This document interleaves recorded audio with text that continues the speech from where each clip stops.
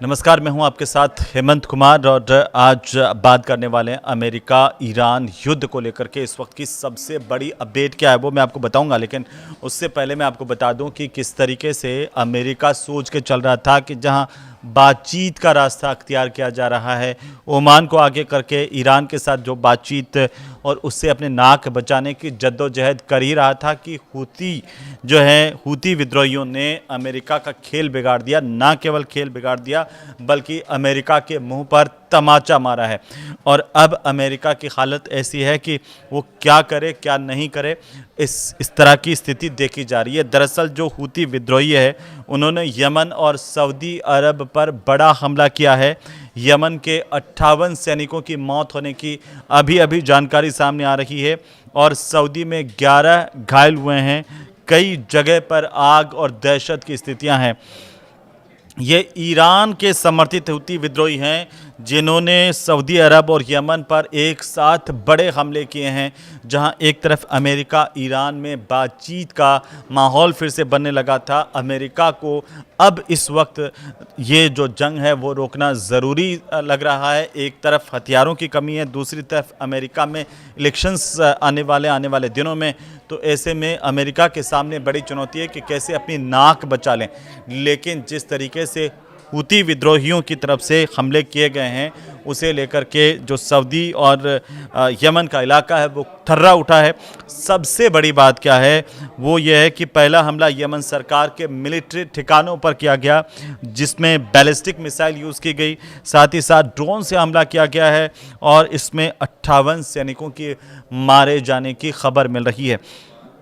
तो साथ ही साथ दर्जनों लोग यहाँ पर घायल हुए हैं और यमन के जो रक्षा मंत्रालय हैं उसकी तरफ से एक जानकारी साझा की गई है। अंतर्राष्ट्रीय मीडिया में ये बताया गया है कि सही समय और सही जगह पर जवाब देंगे, लेकिन फ़िलहाल यमन को समझ में नहीं आ रहा कि क्या करें। अब देखिए, इस वीडियो में आपको मैं हूती विद्रोहियों के बारे में विस्तार से बताऊंगा कि आखिर ये हूती विद्रोही जिनको लेकर के इस वक्त चर्चा पूरी दुनिया के अंदर हो रही है, इन्होंने तहलका मचा दिया है भाई। जिस तरीके से इन्होंने मारा है, वहाँ पर हमले किए हैं, उसको लेकर के लगातार जो अंतर्राष्ट्रीय मीडिया है उसमें हूती जो है वो चर्चाओं में आ गए हैं। और पहला हमला जहां पर उन्होंने यमन में किया, तहलका मचा दिया। दूसरा जो हमला है वो सऊदी के नजरान इलाके में हुआ है और यहां पर 11 नागरिकों के घायल होने की सूचना है। हालांकि अभी तक किसी के मारे जाने की पुष्टि नहीं हुई है, लेकिन इसमें 7 जो सऊदी के हैं और एक यमन का है, 2 मिस्र के हैं, एक पाकिस्तानी नागरिक भी शामिल है। वहीं एक 4 साल का बच्चा भी घायल हुआ है। इस तरह की मीडिया रिपोर्ट्स में जानकारी आ रही है। और हमलों के बाद नजरान के कई इलाकों में आग लगने की तस्वीरें भी पूरी दुनिया ने देखी हैं। लेकिन अब इस वीडियो को आगे बढ़ाएं उससे पहले समझ लेते हैं भाई ये हूती बवाल क्या है, क्योंकि आपको जानना चाहिए कि जो हूती विद्रोही हैं जिनका जिक्र इस युद्ध के दौरान बार बार आ रहा है, ये कौन है? ये यमन के हथियार बंद शिया जैदी ग्रुप है जो हूती विद्रोही हैं और इसका आधिकारिक जो नाम है हूती का वो है अंसार अल्लाह। अंसार अल्लाह इसका गठन 90 के दशक में हुआ था और इसके संस्थापक माने जाते हैं हुसैन अल हूती और इसीलिए इनको हूती विद्रोही कहा जाता है, जिसमें बताया जाता है कि करीब करीब 1 लाख से ज़्यादा इसके मेंबर हैं, 1 लाख से ज़्यादा इसके सदस्य हैं, 1.2 लाख बताते हैं। 2014 में यमन में राष्ट्रपति हादी के खिलाफ जो विद्रोह किया गया था और उसके बाद 2015 का सन आप याद कीजिए जब हूतियों ने फ़ायदा उठाया, राजधानी सना पर कब्ज़ा कर लिया था। तो ये जो विद्रोही गुट है वो ऐसे ही विद्रोही नहीं कहा जाता है। दरअसल इनकी ताकत का अंदाज़ा आप लगा सकते हैं कि कैसे इन्होंने 2015 में जो राजधानी है सना वहाँ पर कब्ज़ा कर लिया था। अब जो ये हूती के जो विरोधी हैं उनकी अगर हम बात करें तो सऊदी अरब हूती का सबसे बड़ा विरोधी माना जाता है। इसके अलावा अरब है, यूएई है और यमन की जो आधिकारिक सरकार है वो इसके खिलाफ है। और चूंकि हूती के समर्थकों की हम बात करें तो ईरान इसका शुरुआत से ही समर्थक माना जाता है। इसमें हमास और हिजबुल्लाह भी है। अब आप देखिए हूतियों ने जिस तरीके की तबाही मचाई, अमेरिका के पैरों तले की ज़मीन खिसका दी है। कैसे? क्योंकि पिछले 24 घंटे में क्या हुआ वो आप जान लीजिए कि 5 बड़े अपडेट्स क्या हैं पिछले 24 घंटे के, जिसमें अमेरिका और ईरान के बीच में हॉर्मुज की डील जल्द हो सकती है, इस तरह की जानकारी सामने आई। क्योंकि जो मीडिया रिपोर्ट्स है वो कह रही हैं कि हॉर्मुज को लेकर के कि अमेरिका और ईरान दोनों के बीच में जल्द एक समझौता हो सकता है, और ईरान ओमान के बीच में जो मसौदा है वो अंतिम चरण में है। लेकिन इसी बीच ट्रंप ने क्या कहा? ट्रंप ने कहा कि ईरान खुद बातचीत करना चाहता है, और दावा ये किया कि ईरान ने खुद बातचीत की पहल की है उससे। दोनों देशों के बीच में अच्छी बातचीत हुई है, प्रगति हुई है बातचीत को लेकर के, और इस उनके मुताबिक, ट्रंप के मुताबिक मैं बता रहा हूं कि समझौता ईरान के लिए सबसे बेहतर विकल्प होगा। लेकिन अंदर खाने ये जो समझौता होना वो अमेरिका के लिए सबसे बड़ा विकल्प है। अगर ये अलग बात है, दिगर बात है कि इसमें ट्रंप जो है वो दिखाने की कोशिश कुछ और कर रहे हैं, लेकिन दुनिया को समझ में आ रहा है क्योंकि हॉर्मुज और बाब अल मंदेब में जहाज़ों की आवाजाही बहुत कम हो गई है। समुद्री ट्रैकिंग का जो डेटा है वो ये कह रहा है कि हॉर्मुज स्ट्रेट से बुधवार को सिर्फ 2 जहाज़ गुजरे थे, और जबकि तनाव से पहले यहाँ पर रोज़ाना जो है आप मान के चलिए 130 से 140 जहाज़ प्रतिदिन यहाँ से गुजरते थे, वहाँ आज महज 2 जहाज़ गुजर रहे हैं। तो ये समझौता, अगर बातचीत आगे बढ़ती है हॉर्मुज पर, तो दोनों देशों के लिए अच्छा होगा। अगर बाब अल मंदेब की बात करें तो यहाँ पर भी जो शिपिंग ट्रैफिक है वो लगातार घटता हुआ नज़र आ रहा है। अब देखिए, अगर कोई बातचीत हॉर्मुज पर होती है, हॉर्मुज पर अगर टोल लग जाता है, तो पूरी दुनिया के अंदर महंगाई को लेकर के सबसे बड़ी चौंकाने वाली बात सामने आएगी। वो ये है कि पूरी दुनिया में महंगाई बढ़ सकती है।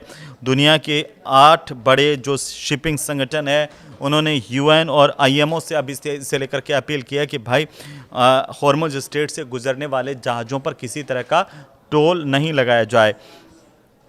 और उनका ये कहना है कि अगर किसी तरह का कोई टोल या शुल्क लगा तो इससे शिपिंग जो है वो महंगी हो जाएगी और वैश्विक महंगाई बढ़ेगी, यानी पूरी दुनिया के अंदर इससे महंगाई बढ़ सकती है। उधर लेबनान की अगर हम बात करें तो 2 इजरायली सैनिकों की मौत होने की जानकारी सामने आ रही है लेबनान से, जहां पर एक इमारत में तेज़ धमाके हुए हैं, और यहां बताया जा रहा है कि 2 इजरायली सैनिक इस दौरान मारे गए हैं। लेकिन अभी अभी जो खबर है ईरान के भीतर से वो ये है कि ईरान के कुछ सांसद ऐसा मान रहे हैं कि ओमान को आगे करके जो है वो अमेरिका ईरान से बात कर रहा है। सीधे चैनल से बात नहीं हुई, तो अमेरिका ने क्या किया, ओमान को आगे किया, और ओमान और ईरान दोनों के बीच में बातचीत को जो है वो शुरू किया।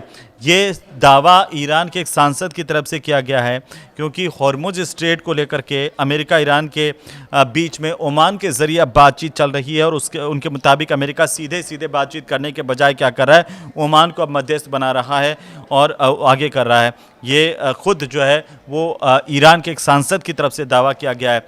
ये कहा गया कि हॉर्मुज स्ट्रेट का जो प्रबंधन है वो ईरान के हाथ में होगा, और यहाँ से गुजरने वाले जहाज़ों से माल की कीमत का 7% टैक्स लिया जाएगा, जिसमें 75% हिस्सा जो है वो ईरान का होगा, 25% का जो हिस्सा है वो ओमान को मिलेगा। ये जो दावा है वो ऐसे वक्त में सामने आया जब हॉर्मुज की सुरक्षा और समुद्री व्यापार पर पूरी दुनिया, खासकर हिंदुस्तान की भी, भारत जैसे तेल आयातक जो देश हैं उनकी भी पूरी तरह से नज़र है, और ये सब के लिए एक बेहद अहम मुद्दा है।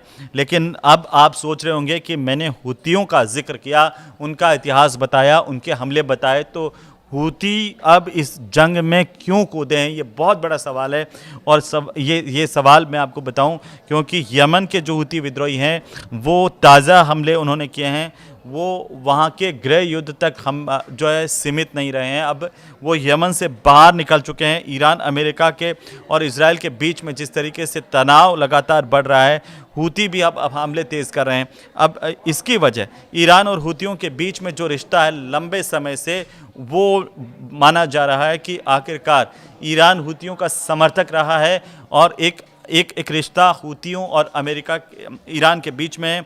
इसी वजह से हुती अब इस जंग में कूद गए हैं। जो हुती यमन का शिया विद्रोही संगठन, जैसे मैंने आपको बताया था कि 2014 में कैसे उसने राजधानी सना पर कब्जा कर लिया था, तब से वो यमन की सरकार और सऊदी नेतृत्व वाले जो गठबंधन है उसके खिलाफ हुती लड़ रहे हैं। अमेरिका और उसके सहयोगी देशों का ये आरोप है कि ईरान जो है वो हुतियों को हथियार, ड्रोन, मिसाइल तकनीक मुहैया करवाता है। आप इस हमले में भी देखिए कि हूतियों ने किस तरीके से ड्रोन से हमले किए हैं, मिसाइल से हमले किए हैं और तहलका मचा दिया है। और ये भी कहा जा रहा है कि जब भी अमेरिका या इजराइल ईरान पर सैन्य दबाव बढ़ाते हैं तो ऐसे में हूती अपने हमले तेज़ कर देते हैं। इनका मकसद जो है वो विरोधी देशों को एक साथ कई मोर्चों पर उलझाए रखना है, और ताकि ईरान पर पड़ने वाला जो दबाव है वो कम किया जा सके। लेकिन यमन के 5 हिस्सों को अगर हम देखें तो अलग अलग गुटों के कब्ज़े में हैं ईरान के जो यमन के 5 हिस्से हैं, जिसमें आप देखिए सना को देख लीजिए, जो राजधानी है अदन को देख लीजिए, यहाँ सब जगह हूती विद्रोही हैं। इसके अलावा जो यमन का इलाका जिसमें हदरामी एलीट फोर्सेस हैं और बाकी जो इलाका है उसमें सदर्न ट्रांजिशनल काउंसिल एसटीसी है। तो इस तरह से अलग अलग यहाँ पर है। लेकिन खाड़ी में बढ़ते हुए तनाव को लेकर के चर्चा हो रही है। पाक पीएम जो है वो सऊदी के दौरे पर पहुंचे हैं, इसकी चर्चा भी पूरी दुनिया में है। ईरान अमेरिका का तनाव, हूती के हमले और लाल सागर में जिस तरीके से हालात बिगड़ते हुए नजर आ रहे हैं, वहाँ इन तीनों नेता क्षेत्रीय सुरक्षा को लेकर के एक रणनीति बनाते हुए आगे दिखाई दे रहे हैं। ये जो बिगड़ते हालात हैं इन पर जो क्षेत्रीय सुरक्षा के ऊपर एक रणनीति बनाने को लेकर के बताया जा रहा है कि अब इस पर चर्चा की जा रही है। पाकिस्तान की इसमें नई भूमिका होगी, और लेकिन जिस तरीके से लगातार पाकिस्तान को मुंह की भी खानी पड़ी है, पाकिस्तान की बेइज्जती भी हुई, कहा कि उसने समझौता करवा दिया लेकिन क्रेडिट कोई और ले गया ये अंतिम समय में। लेकिन अभी जिस तरीके की खबरें आ रही है वो ये है कि यमन में हूतियों के हमले के बाद मरने वालों की संख्या में लगातार बढ़ोतरी हो रही है। सवाल यह है कि हूती इस युद्ध में कूदे हैं तो अमेरिका के मुंह पर क्या ये बड़ा तमाचा है? अब अमेरिका के सामने क्या विकल्प है? क्या अमेरिका ईरान जंग का कोई सोल्यूशन निकल पाएगा? ये आप ज़रूर से कमेंट करके बताइए। और आखिरकार आप इसे कैसे देख रहे हैं कि हूती आखिरकार जब हमले कर रहे हैं तो अमेरिका के लिए कितना बड़ा परेशानी का सबब बन सकते हैं? वीडियो अच्छा लगे तो ज़रूर शेयर कीजिए। नमस्कार।